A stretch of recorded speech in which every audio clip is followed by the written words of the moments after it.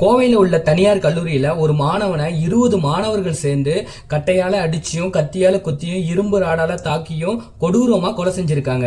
இந்த சம்பவம் தான் இப்போ தமிழ்நாட்டையே உலுக்கிட்டு இருக்கு.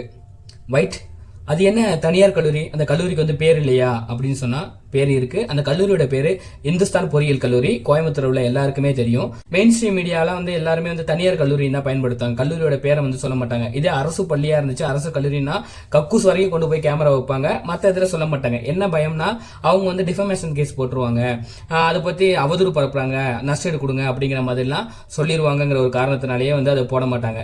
இப்ப நமக்கு வந்து என்ன அவதூறு பரப்புல உண்மையா அந்த கல்லூரியில தான் அந்த அமுதன்கிற மாணவன் வந்து படிச்சான். அவன் அங்க இருந்து தான் அங்க நடந்த பிரச்சனையில தான் அவன் இறந்து போனாங்கிறது வந்து போலீஸ் ரெக்கார்ட்லயும் இருக்கு. அதுதான் உண்மையும் கூட. சோ அந்த விஷயத்தை நம்ம சொல்றதுக்கு வந்து எந்த ஒரு பயப்பட வேண்டிய அவசியமும் இல்லை அப்படிங்கறனால சொல்றேன்.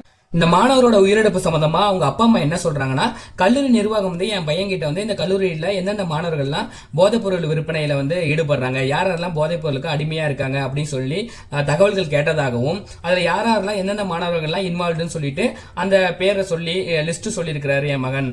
சோ அது இந்த விஷயம் வந்து உனக்கும் எனக்கும், அதாவது கல்லூரி நிர்வாகத்துக்கும் உன்னையும் தவிர வேற யாருக்கும் தெரியாது, ரகசியமா வச்சுப்போன்னு சொல்லி அனுப்பி விட்டதாகவும் சொல்றாங்க. கஞ்சா விற்பனை, கஞ்சா அடிக்ட்ல ஈடுபட்டிருக்கதாக அமுதன் சொன்ன பேரை வச்சு கல்லூரி நிர்வாகத்தினர் அந்த மாணவர்கள்ட்ட, சம்பந்தப்பட்ட மாணவர்கள்ட்ட வந்து கூப்பிட்டு விசாரிச்சிருக்காங்க, பேசியிருக்காங்க. சோ இதனால அதிருப்தி அடைஞ்ச மற்ற மாணவர்கள் என்ன பண்ணிருக்காங்க, இதுக்கு எல்லாத்துக்கும் காரணம் அமுதன் தான் அப்படின்னு சொல்லிட்டு அமுதனை ஒரு 20க்கும் மேற்பட்ட மாணவர்கள் வந்து தூக்கிட்டு போய் கிரவுண்ட்ல வச்சு கட்டையாலையும் இரும்பு கம்பியாலையும் கத்தியோட பின்பக்க முனையாலையும் போட்டு அடிச்சு கொடூரமா கொலை செஞ்சிருக்காங்க. இதை வந்து அமுதனோட ஒரு நண்பன் வந்து மறைஞ்சிருந்து பார்த்திருக்காரு அப்படிங்கிறதையும் வந்து வாக்குமூலமா தெரிவிச்சிருக்காரு. சம்பவம் எப்படி நடந்திருக்கும் போது கல்லூரி நிர்வாகத்தில் என்ன சொல்றாங்கன்னா, ஏற்கனவே வந்து அமுதன் மேல வந்து ஒழுங்கு நடவடிக்கை எடுத்திருக்கோம், இங்க விடுதலையில் இருக்கிற ஒரு சமையல்காரரை வந்து அவர் அடிச்சிட்டாரு, அந்த குரூப்ல இருந்ததுனால இவரையும் சேர்த்து தான் டிஸ்மிஸ் பண்ணிருக்கோம் அப்படின்னு சொல்லிட்டு சொல்றாங்க. இன்னொரு தரப்புல என்ன சொல்றாங்கன்னா, அமுதன் சில பேரோட சேர்ந்துக்கிட்டு இளவரசனுங்கிற ஒரு பையனோட அறைக்கு போய் அவனை அடிச்சு அங்க உள்ள செல்போனை வந்து பறிச்சுட்டு போயிட்டாங்க.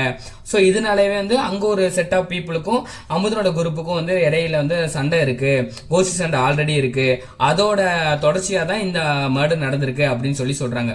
சோ என்ன சொன்னாலுமே கடைசியா வந்து ஒரு இடத்துல முடியிற புள்ளி அப்படிங்கும் போது கஞ்சா விஷயம் தான் அங்க ஒரு பெரிய பேசு பொருளா மாறி இருக்கு. கஞ்சா விஷயத்த வந்து கல்லூரி நிர்வாகத்திட்ட சொன்னதுனாலதான் தம் மகன் வந்து கொலை செய்யப்பட்டான்னு சொல்லிட்டு அப்பா அம்மா 2 பேருமே சொல்லியிருக்காங்க. அவனோட நண்பனும் இதே கருத்தை தான் சொல்லியிருக்காங்க. ஆனா கல்லூரி நிர்வாக தரப்புல என்ன சொல்றாங்கன்னா, என்னோட கல்லூரியில வந்து கஞ்சா புழக்கமே கிடையாது, போதைப் பொருள் புழக்கமே நடக்கல அப்படிங்கறது விஷயத்தையும் சொல்லியிருக்காங்க. என்னைக்குமே ஒரு அப்பா அம்மா வந்து தான் பையன் வந்து தப்பே செஞ்சிருந்தாலும் என் பையன் தப்பே செய்யல அப்படிங்கறதான் சொல்லுவாங்க.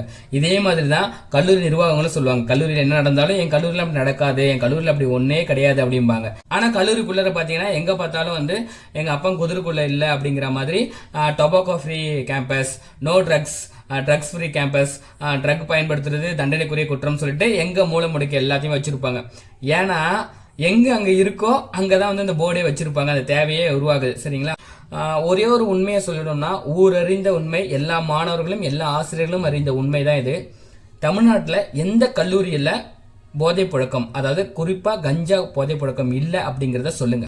கிராமத்துல எல்லாம் போனீங்கன்னா ஊருக்கு ஒதுக்குப்புறமா ஒரு போர்டு வச்சிருப்பாங்க எல்லா ஊர்லயுமே. என்னன்னா, திறந்த வெளியில் மலம் கழித்தலற்ற ஊராட்சி அப்படின்னு சொல்லிட்டு அந்த போர்டுக்கு கீழேயே வந்து நிறைய மலம் கழிச்சு வச்சிருப்பாங்க.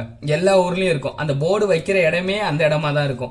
இதுலயே வந்து அப்பட்டமா அதுல என்ன நடக்குதுங்கிறது நமக்கு தெரிஞ்சிடும். சோ இதே மாதிரி தான் எல்லா கல்லூரிகள்லயும் நடக்குதுங்கிறது. முக்கியமா விடுதிகள்ல படிக்கிற மாணவர்கள்ட்ட ரொம்ப ரொம்ப அதிகமாவே இருக்கு அப்படிங்கிறது எல்லாருக்குமே வெளிப்படையா தெரிஞ்ச விஷயம் தான் இது. ஓகேங்களா? வெளியில வேணா ஒரு பத்திரிகைக்காக ஒரு மைக்குக்காக வந்து பூசி மொழி பேசலாம். ஆனா உள்ள என்ன நடக்குதுங்கிறது அங்கங்க கேம்பஸ்ல படிக்கிறவங்களுக்கும் அங்கங்க தங்கி இருக்கவங்களுக்கும் நல்லாவே தெரியும். குறிப்பா பாத்தீங்கன்னா இந்த வெளிமாநில மாணவர்கள்கிட்ட அந்த பழக்கம் வந்து ரொம்ப அதிகமாவே இருக்கு. முதல்ல வந்து தனியா வியாபாரிகள் இருப்பாங்க, அவங்க கிட்ட மாணவர்கள் வாங்குற மாதிரி இருக்கும். இப்ப என்னன்னா மாணவர்களே சப்ளை பண்ற விஷயத்துல மாறிட்டு, மாணவன் அமுதனோட மரணத்துக்கு கஞ்சா தான் காரணமா இல்ல வேற விஷயமா அப்படிங்கிறது போலீஸ் விசாரணையில, இறுதி விசாரணையில நமக்கு தெரிய வந்துடும். ஆனா எல்லா கல்லூரிகளிலும், தமிழ்நாட்டில் உள்ள எல்லா தனியார் அரசு எல்லா கல்லூரிகளிலும் கஞ்சா விற்பனைங்கிறதும் கஞ்சா புழக்கம்ங்கிறதும் அதிகரிச்சிருக்குங்கிறது 100க்கு 100% உண்மை. இந்த விஷயத்த யாராவது ஒரு பையன் வெளில சொல்ல தைரியமா சொல்ல வந்தாலும் அவனை மர்டர் பண்ணிடுவாங்கன்னு இந்த இன்சிடென்ட்ல இருந்தே யாருமே சொல்ல மாட்டாங்க. ஆனா நீங்க போயிட்டு ஒரு கல்லூரிகள்கிட்ட போய் ஒரு சீட்டு கொடுத்து இந்த கல்லூரிகள்ல கஞ்சா புழக்கம் இருக்கா இல்லையா, விற்பனை நடக்குதா, மாணவர்கள் வந்து பயன்படுத்துறாங்களா இல்லையா அப்படி சொல்லிட்டு ஆம் இல்லைங்கிற 2 ஆன்சரை மட்டும் வந்து கொடுத்துட்டு ஒரு சர்வே கொடுத்துட்டு வாங்குங்களேன். எத்தனை பேர்? 90% பேர் ஆம் தான் சொல்லுவாங்க.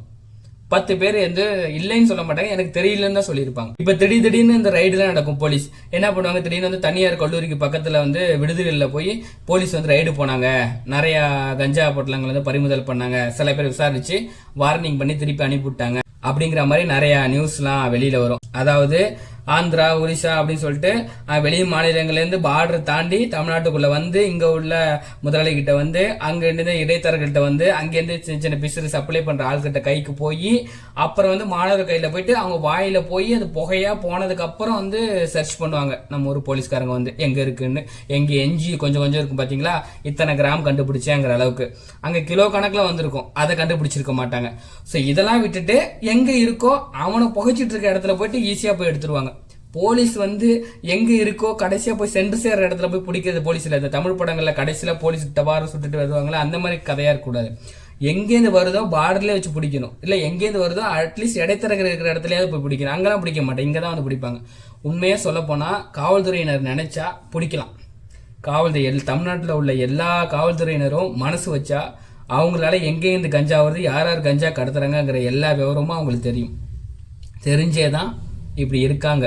சில காவலர்கள் நினைச்சாலும் பெரும்பாலானவர் வந்து அது நினைக்கிறதுல. அதுக்கு பின்னாடி பெரிய வியாபாரம் இருக்கு, பெரிய பணம் இருக்கு அப்படிங்கிறது தான் உண்மை. இந்த போதைப் பொருள்லாம் தடுக்கிறதுக்கு அரசாங்கம் என்ன நடவடிக்கை எடுக்குதுன்னு பார்த்தா மாரத்தான் நடத்துறாங்களாம். Anti drug marathon, drug free marathon அப்படின்னு சொல்லிட்டு விழிப்புணர்வு ஏற்படுறதுக்காக வந்து சென்னை தலைநகர்ல வந்து ஒரு பீச் பக்கத்துல நல்ல ஒரு பெரிய இடத்த ஒதுக்கி விட்டுட்டு முதலமைச்சரே கலந்துக்கிறாரு, அமைச்சர்கள்லாம் கலந்துக்கிறாருன்னு சொல்லிட்டு அந்த இடத்த விட்டுட்டு யாரெல்லாம் எலைட்டா பெரிய பெரிய ஆட்கள்லாம் வந்து சாப்பிட்டு கொழுப்பு குறையாம இருக்கிற ஆட்கள், அப்புறம் இன்ட்ரெஸ்டா உள்ள நல்ல மனிதர்கள், ஸ்டூடெண்ட்ஸ் எல்லாரும் வந்து ஜாலியா போய் கலந்துக்கிட்டு ஒரு 5 கிலோமீட்டர் ஓடி போயிட்டு ஒரு சர்டிஃபிகேட்டும் ஒரு மெடலும் வாங்கிட்டு வந்துடுறாங்க. அப்புறம் ஒரு பேனர் வச்சிருப்பாங்க, அதில் போயிட்டு ட்ரக்குக்கு ஏதாவது வசனம் எழுதுங்கன்னா அங்கே போய் ஜாலியாக ஒரு படத்தோட வசனத்தை எழுதிட்டு அழகாக வந்துடுறாங்க. இதனால எப்படிடா கஞ்சா பழக்கம் குறையும்? இதனால யாருக்கு என்ன பயன் சொல்லுங்க? இதனால விளம்பரம் தான் கிடைக்குமே தவிர உண்மையாக கஞ்சா ஒழிக்க முடியாது. இது எப்படி இருக்குன்னா, கோவில் அடியில் உருளதுக்கு பதிலாக வந்து கொடையடியில் உருண்டா யாருக்கு என்ன புண்ணியம்னு சொல்லிட்டு வடிவேல் ஒரு படத்தில் கேட்குற மாதிரி தான். உண்மையிலே எங்கெங்கெல்லாம் போதைப் பொருள் பயன்பாடு அதிகமாக இருக்கு, எதெல்லாம் வந்து ட்ரக் அதிகமாக நடக்கிற ஜோன் எது, எந்தெந்த கல்லூரிகளில் எந்தெந்த பள்ளிகள்லாம் அதிகமாக வந்து மாணவர்கள் வந்து போதைப் பொருளாக பாதிக்கப்படுறாங்க, எங்கெங்கெல்லாம் சப்ளை இருக்கு அப்படிங்கிறது எல்லா டீட்டெயில்ஸும் வந்து காவல்துறையினருக்கு தெரியும். அங்கே உள்ள ஆசிரியர்களுக்கும் பெரிய பெரிய சமூக ஆர்வலர்களுக்கும் தெரியும். அவங்கள்ட்ட கேட்டு அங்கே வந்து அந்தந்த சம்மந்தப்பட்ட கல்லூரிகள்லையும் பள்ளிகள்லையும் போயிட்டு நீங்கள் கேம்ப் நடத்தணும். அங்கே உள்ள மாணவர்கள்ட்ட வந்து தனித்தனியாக கூப்பிட்டு நீங்கள் வந்து ஆலோசனை கொடுக்கணும், இல்லை வேற தகவல் வாங்கி அதில் நடவடிக்கை எடுக்கணும். இதெல்லாம் விட்டு சும்மா ஒரு விளம்பரத்துக்காக வந்து ஏதோ ஒரு மாரத்தான் கண்டக்ட் பண்ணுறது, சும்மா ஒரு விழிப்புணர்வு இது போகிறதுனா வந்து இதனால யாருக்குமே எந்த யூஸுமே கிடையாது. அடுத்த வீடியோவில் தமிழ்நாட்டுக்கு எங்க இருந்தெல்லாம் கஞ்சா வருது, எப்படிங்க வருது, எப்படிங்க சப்ளை ஆகுது, இதோட மெயின் சோர்ஸே என்ன அப்படிங்கிற விஷயத்தை பற்றி நான் வந்து தெளிவாக பேசுகிறேன்.